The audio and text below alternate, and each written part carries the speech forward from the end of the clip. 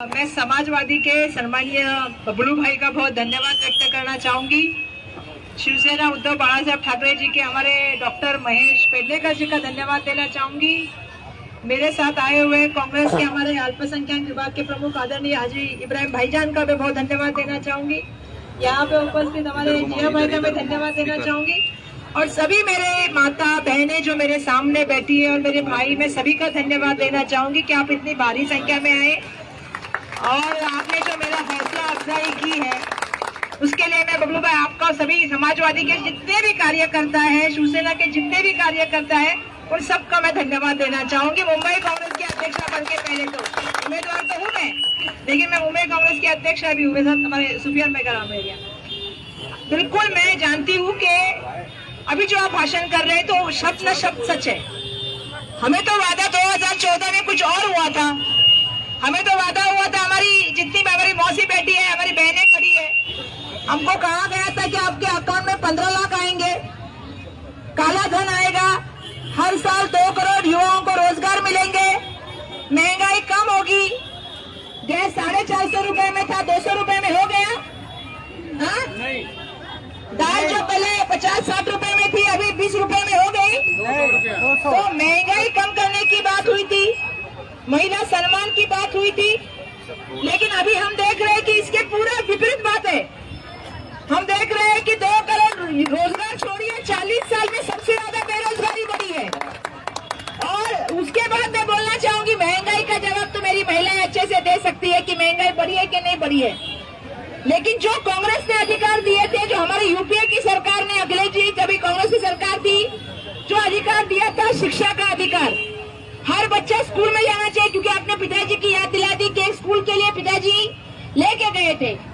आज ऐसा है कि इनकी सरकार आने के बाद निर्णय किया गया कि आरटी को बंद करने का, शिक्षा के अधिकार को बंद करने का अधिकार, मतलब हर गरीब बच्चा, हर स्कूल में 25% सीट गरीब बच्चे के लिए, जो सोशली और इकोनॉमिकली गरीब है, उस बच्चे को मिलती थी।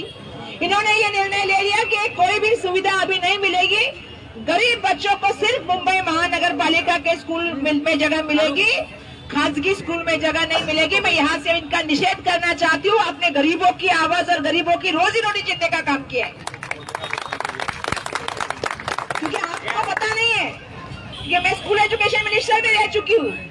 ये जो बच्चे जाते थे हमारे स्कूल में, प्राइवेट स्कूल में मिलता था तो उनका पैसा सरकार देती थी, लेकिन इनको सरकार को पैसा नहीं देना है, इनको स्कूल के फीस के लिए पैसा नहीं देना है, इनको अनाज के लिए नहीं देना है, इनको गैस की कीमत कम करने के लिए पैसा नहीं देना है, लेकिन अपने दोस्तों के लिए बड़े बड़े कर्जे माफ करने का काम ये कर रहे हैं। 3-4 बिल्डर और 3-4 बड़े बड़े उद्योगपतियों का काम जो चलता है, उनको वह उनका कर्जा कम करने के लिए ये लोग काम कर रहे हैं। मैं इसलिए ये कहना चाहती हूँ कि आज गरीब आदमी की परिस्थिति क्या है, आप मुझे बताइए। जितनी भी सरकारी अस्पताल है, आज उसपे भी बड़े बड़े लोगों की नजर आ गई। सायन अस्पताल जो सबसे बड़ा, केयर, सायन नायर और सायन अस्पताल भी बड़े बिल्डर को देने का काम चल रहा है। आपके दोस्तों के लिए, देश के प्राइम मिनिस्टर के दोस्तों के लिए, राज्य के मुख्यमंत्री के दोस्तों के लिए लोगों ने सरकार नहीं चुनी है। सरकार लोगों ने इसलिए चुनी है कि गरीब आदमी को हक मिलना चाहिए, रोजी रोटी मिलनी चाहिए, रोजगार मिलना चाहिए। अभी मोदी जी को इसका जवाब देना होगा।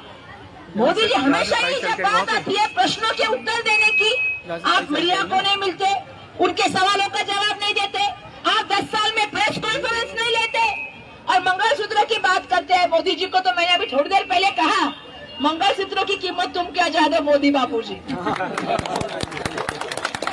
क्योंकि मंगलसूत्र की कीमत क्या है ना, हमको पूछो, हमने शादी की है ना, हमको मालूम है कि मंगलसूत्र की कीमत क्या होती है। कभी एक बार अपने मन की बात करने वाले मोदी जी कभी यशोदा बहन की मन की बात भी सुन ली होती, तो आपको पता चलता कितना दुख है उनके मन में, और आपको पता चलता कि महिलाओं के मन में कितना दुख है।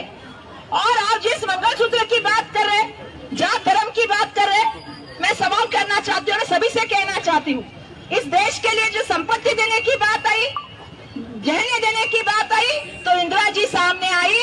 जब चाइना के खिलाफ युद्ध लड़ना था तो इंदिरा गांधी जी ने अपनी ज्वेलरी देने का काम किया, अपने गहने देने का काम किया। हमको मत सिखाइए, हमको राष्ट्रवाद और देशभक्ति मत सिखाइए। जरा कोई आपको किसी ने सवाल पूछा तो आप उसको राष्ट्रवाद और देशभक्ति, देशद्रोही तक लेके जाते हैं। अरे देश के लिए शहादत देने की बात आई तो इंदिरा गांधी ने, राजीव गांधी ने शहादत देने का महात्मा गांधी जी ने काम किया। जब हवेली देने की बात आई, पंडित जवाहरलाल नेहरू जी ने इस देश के लिए हवेली दी। आप मंगलसूत्र की बात करते हैं तो मैं उनसे सवाल पूछना चाहती हूँ, जो कोविड में लोग मरे उनके विधवाओं के मंगलसूत्र की भी जिम्मेदारी लीजिए मोदी जी। लेनी चाहिए कि नहीं लेनी चाहिए? जब नोटबंदी हुई, जो लोग लाइन में मर गए उनकी विधवाओं की भी मंगलसूत्र की जिम्मेदारी ले लीजिए मोदी जी। इस देश में जात धर्म के सिवा क्या चलता है? इस देश के किसान का कोई जात धर्म नहीं है, इस देश के कामगार को कोई जात धर्म नहीं है, इस देश की महिला का कोई जात धर्म नहीं है। उनकी इज्जत, उनका सम्मान रखना ये हमारी संस्कृति सिखाती है। आपने इस देश के किसानों को 1 साल तक तड़पाया। क्यों तड़पाया? वो क्या चीज मांग रहे थे? वो एक दाम मांग रहे थे कि मिनिमम दाम दो। आप पढ़ाने के लिए कायदा बना सकते हैं, अंबानी के शादी के लिए एयरपोर्ट कर सकते हैं, लेकिन किसी गरीब किसान के लिए खड़ा नहीं रह सकते। ये सबसे बड़ी दुर्भाग्य है।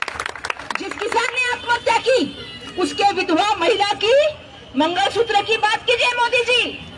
जो बेरोजगार युवा है जो आत्महत्या कर रहा है उसके मंगलसूत्र की, उसकी वाइफ की भी बात कीजिए मोदी जी। ये सवाल पूछेगा कौन? ये आपको पूछना पड़ेगा। इस देश का किसान 1 साल तक लड़ाई लड़ता रहा। किसके खिलाफ? जो हमारे लिए खून बहाता है, पसीना बहाता है। वक्त आए तो इस देश का किसान जवान बन जाता है। जय जवान जय किसान इस देश की परंपरा है, भूलिए मत।